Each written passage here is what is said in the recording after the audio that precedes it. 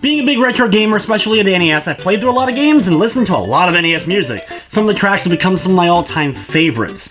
But when there's good, there's gotta be bad, and I mean really bad. So today we're gonna count down the absolute worst music that the NES was able to provide. Be sure to turn down your speakers or your headphones, because this music is so bad your eardrums may start to bleed.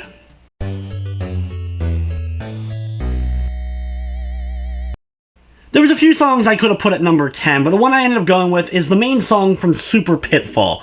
It plays through the first big area, though there is a couple other tracks in the game, just most people don't end up hearing them as they're not able to get too far in the game being so cryptic as it is. And while the game has flaws, I do like it, but hearing this song so much used to drive me nuts.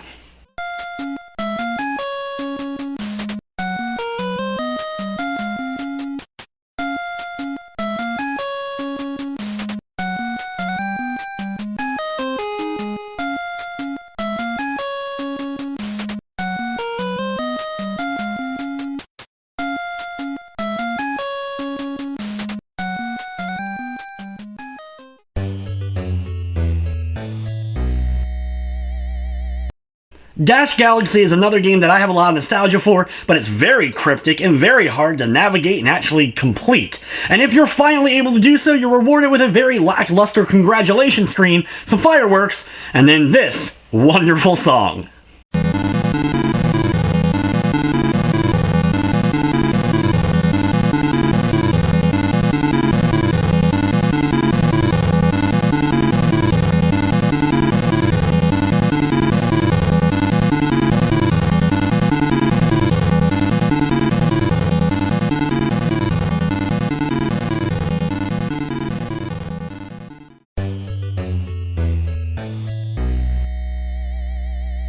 Back to the Future is not a game loved by many, and one of the many reasons why it's considered so bad is the music loop. It's a very short song that just plays from start to finish of the game, only stopping a couple of times throughout the entire experience. And then when you find out it's really a sped up version of a good song by Huey Lewis, Power of Love, the theme to Back to the Future, it becomes even more annoying of a track.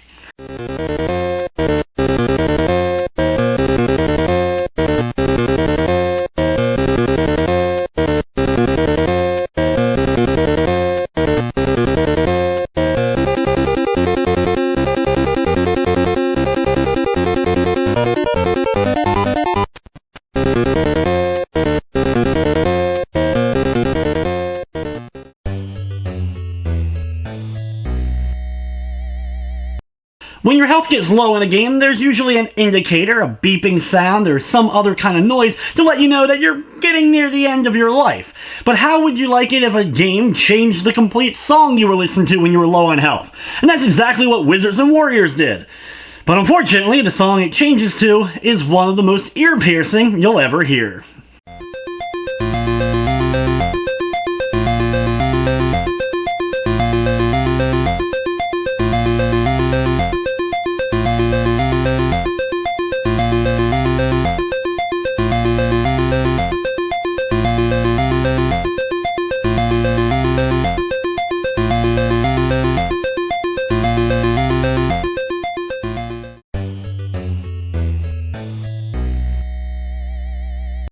Take one of the worst NES games ever made, Rocky and Bullwinkle, take the theme from that beloved cartoon, and turn it into a 5-second 8-bit loop, and have that play throughout most of the game.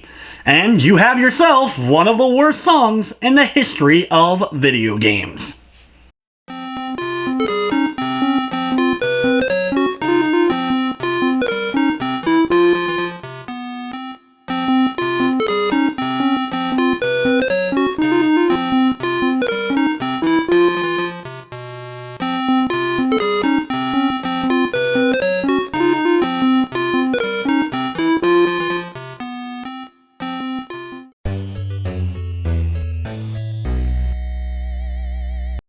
I've never really heard too many people like Bram Stoker's Dracula, and there's a few reasons why. Not only is it just a mediocre licensed platformer, though better than some other license-based games on the NES, the soundtrack is nothing to write home about, especially the song that plays during the second of the nightmare scenes. Yes, finally it gets to a little bit of music, but that opening is enough to drive you insane.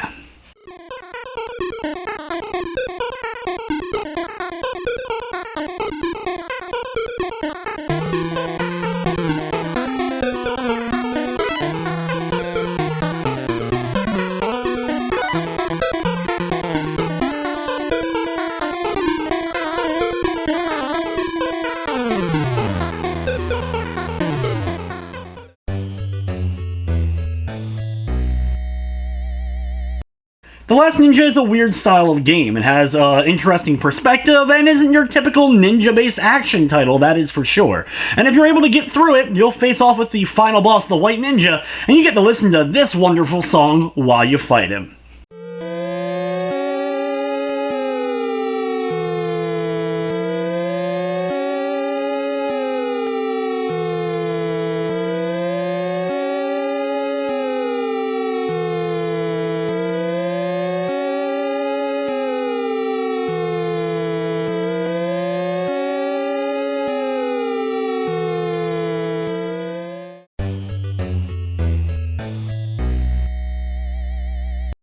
The final 3 songs in this list can be argued that they're not even music at all. In fact, most of it's just noise. The first one up is 1942's main theme. This Capcom shooter is actually a lot of fun. But this track that plays throughout the entire long experience is one of the most grating to your ears in human history.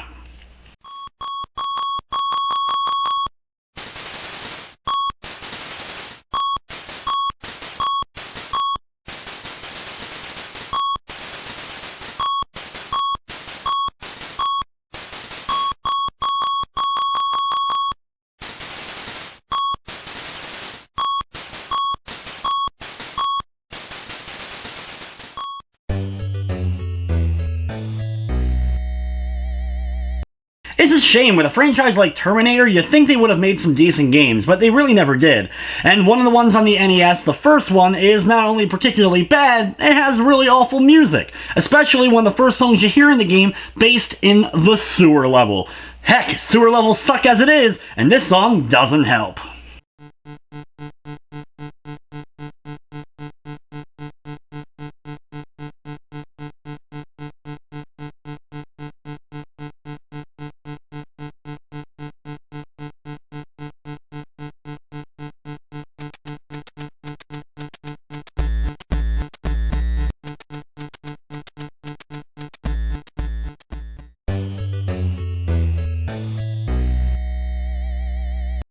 Before we get to number 1, a couple of honorable mentions. One thing I didn't want to include is any of the unlicensed games on this list, just because not only are they unlicensed, poorly programmed, they're usually not going to have good music anyway. You're not expecting too much, and you can pretty much throw all of the Color Dreams games, Little Red Hood, and Action 52 all into one big giant pile of crap when it came to the music department. So I couldn't pick just one to throw on the list, so here you go. Just all of them, consider them an honorable mention.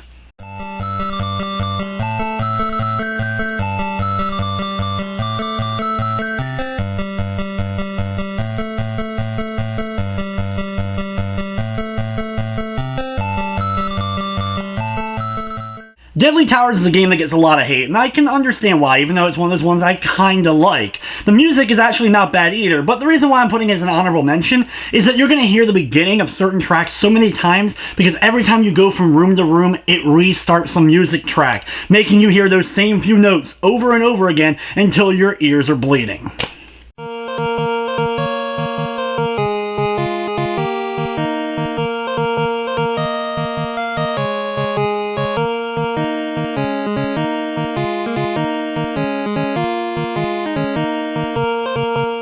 Most people know that Back to the Future 2 and 3 is my least favorite video game of all time, and the song that plays when a bird enemy is on screen is one of the most grinding sounds you'll ever hear in your life. But since it only plays with that one enemy, I wasn't sure if it technically counts as part of the soundtrack, so I decided to throw it as an honorable mention, but it is one of the most ear-piercing things you'll ever hear.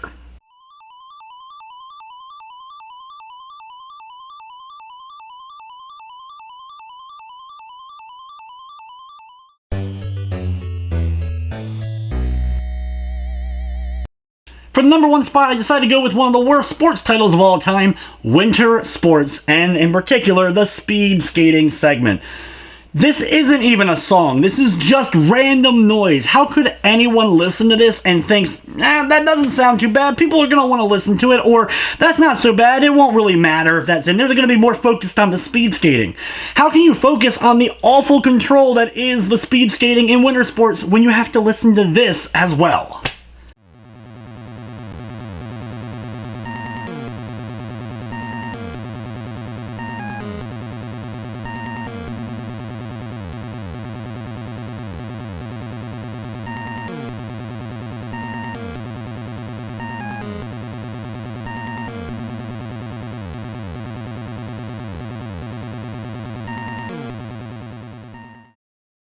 there you have it, the 10 worst songs on the NES. Which ones did I miss? Maybe there's a few out there I haven't heard, and actually I'm kind of happy I haven't heard them yet, but be sure to let me know down in the comment section below. There was a lot of songs that almost ended up making this list. It was actually more and more I was discovering the more I listened and researched, and wow, there's some bad music, but there's just so much good music as well, or at least okay in comparison to this stuff. Stuff like the song from Championship Bowling, the bowling song, that one gets on my nerves. And even though I love the games and love the music, games like Adventure of Lolo and Bubble Bobble, as classic as they are, you hear that one song so much, it gets stuck in your head so many times that you'll be humming it for weeks every time you do a play session of those games.